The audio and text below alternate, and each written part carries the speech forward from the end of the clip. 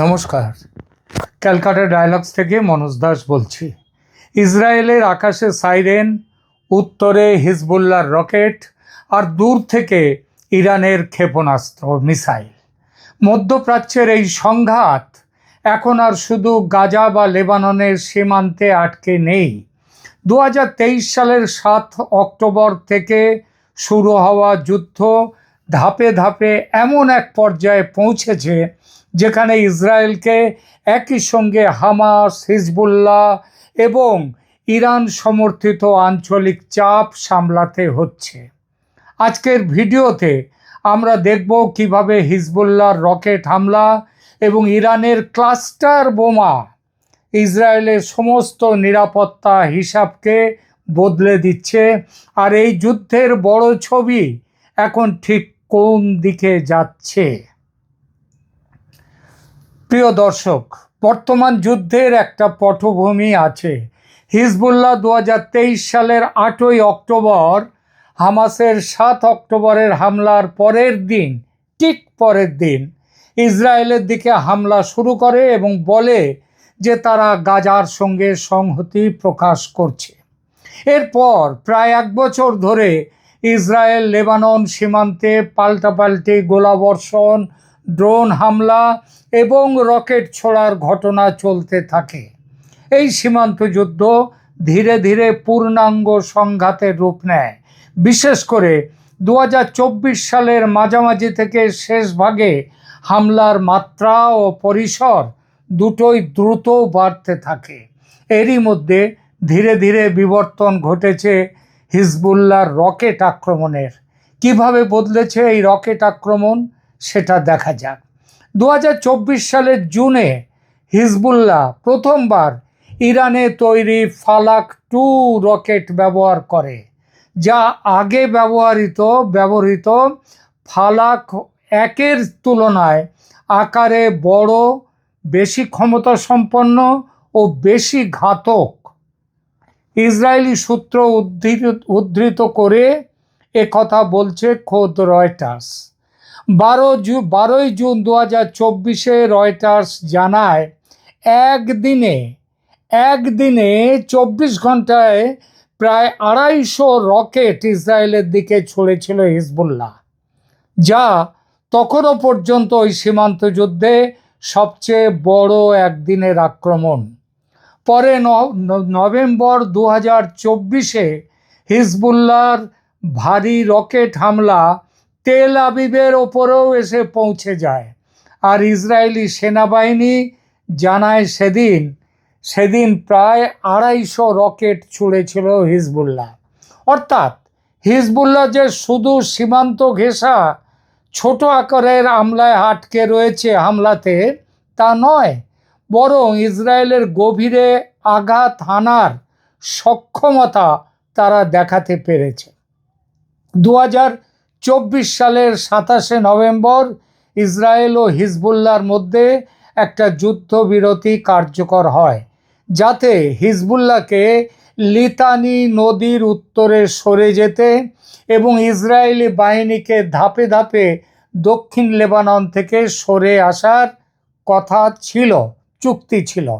কিন্তু যুদ্ধবিরতি কার্যকর হওয়ার পর হিজবুল্লাহ পিছিয়ে যায় লিতানি নদীর ওপারে, কিন্তু তখনও উত্তেজনা থামেনি এবং রয়টার্সের টাইমলাইন অনুযায়ী 2025 সালের জানুয়ারিতে ইসরায়েল জানায় যে তারা 60 দিনের সময়সীমার পরেও দক্ষিণ লেবাননের কিছু অংশে থাকবে, কারণ এটা থাকাটা স্ট্র্যাটেজিক্যালি নাকি তাদের দরকার।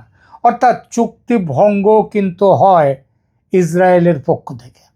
2025 সালের মার্চে অ্যাসোসিয়েটেড প্রেস জানায় লেবানন থেকে রকেট ছোড়া আবার শুরু হয়েছে এবং তার জবাবে বেইরুটের উপকণ্ঠে ইসরায়েলও হামলা চালায়। তারপর সেই যুদ্ধবিরতি আরও নড়বড়ে হয়ে পড়ে। অর্থাৎ কাগজে কলমে যুদ্ধবিরতি থাকলেও বাস্তবে সীমান্তে যুদ্ধের আগুন জ্বলতেই থাকে লেবানন ইসরায়েল সীমান্তে।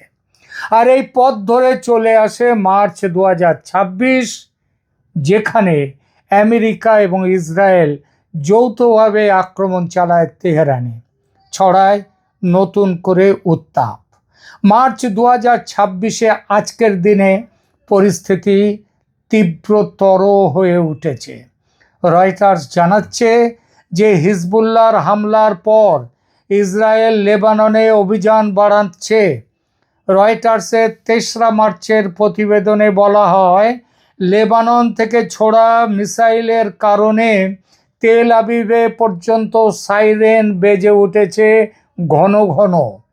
2024 সালের যুদ্ধবিরতির পর এটাই ছিল হিজবুল্লাহর প্রথম বড় ধরনের সরাসরি হামলা। এই হামলা তীব্রতর হয় 12 ও 13 মার্চ। ইসরায়েলের আয়রন ডোম সে আঘাত সামলাতে হিমশিম খাচ্ছে। রয়টার্স আরও জানাচ্ছে, পরে লেবাননের সরকার হিজবুল্লাহর সামরিক কার্যক্রম নিষিদ্ধ ঘোষণা করে দেয় এবং বলে যুদ্ধ ও শান্তির সিদ্ধান্ত রাষ্ট্রের হাতে থাকবে, হিজবুল্লাহর মতো কোনো গোষ্ঠীর হাতে নয়। কিন্তু সে নিষেধ মানতে হিজবুল্লাহ যে এক চুলও রাজি নয় সেটা বলার অপেক্ষা রাখে না। তারা আক্রমণ চালিয়ে যাচ্ছে। একদিকে হিজবুল্লাহর রকেট আক্রমণ, অন্যদিকে ইরানের ক্লাস্টার বোমা। সাঁড়াশি চাপে ইসরায়েল ব্যতিব্যস্ত। কেন এটা এত ভয়ঙ্কর? কারণ ইরানের ক্লাস্টার মিউনিশন বা ক্লাস্টার বোমা এই যুদ্ধে নতুন আতঙ্কের মাত্রা যোগ করেছে। 2025 সালের 19 জুন রয়টার্স জানায়, ইসরায়েলের দাবি অনুযায়ী ইরান অন্তত একটি ক্ষেপণাস্ত্র ছুঁড়েছিল, যা আকাশে ফেটে প্রায় 20টা ছোট ছোট সাবমিউনিশন ছড়িয়ে দেয় এবং প্রায় 8 কিলোমিটার এলাকা জুড়ে সেই সাবমিউনিশন বা বোমলেট সেগুলো বিস্ফোরণ ঘটায়। অ্যাসোসিয়েটেড প্রেসও পরে জানায়, বড় ইরানি মিসাইলগুলো মূল ক্ষতি করলেও ক্লাস্টার মিউনিশন ইসরায়েলের আকাশ প্রতিরক্ষার জন্যে সবচেয়ে বড় চ্যালেঞ্জ। কারণ এই বোমাগুলো, ক্লাস্টার বোমা, ওপরে ফেটে বহু ছোট ছোট বোমলেট চারদিকে ছড়িয়ে দেয়, যা পুরো প্রতিরোধ করতে পারছে না ইসরায়েলের আকাশ প্রতিরোধী ব্যবস্থা আয়রন ডোম। ফলে সেই বোমা ছড়িয়ে পড়ছে নিচে, বিস্ফোরণ ঘটাচ্ছে। একই রিপোর্টে বলা হয়েছে, ইসরায়েলের সামরিক মুখপাত্রের ভাষ্য অনুযায়ী ইরান এমন ক্লাস্টার মিউনিশন প্রায় প্রতিদিন ব্যবহার করছে এবং প্রতিটি ওয়ারহেডে মানে মিসাইলে 20 থেকে 24টা পর্যন্ত এই ক্লাস্টার বোমা থাকছে, যার বেশ কিছু আটকানো যাচ্ছে না। ক্লাস্টার অস্ত্র নিয়ে আন্তর্জাতিক উদ্বেগ বেশ কয়েক বছরের। ক্লাস্টার বোমাকে বিতর্কিত বলা হয় কারণ এগুলো আকাশে ফেটে গিয়ে একটা বিস্তীর্ণ এলাকা জুড়ে ছড়িয়ে পড়ে আর অনেকগুলো ভাগে, ছোট ছোট ভাগে বিস্ফোরিত হয়ে যায় এবং সেই বিস্ফোরণ পরে মানুষের জন্য মৃত্যুর কারণ হয়ে ওঠে, ধ্বংসের কারণ হয়ে ওঠে। এই কারণে 2008 সালের কনভেনশন অন ক্লাস্টার মিউনিশন এই অস্ত্রের ব্যবহার, উৎপাদন, মজুত এবং হস্তান্তর নিষিদ্ধ করে দিয়েছে।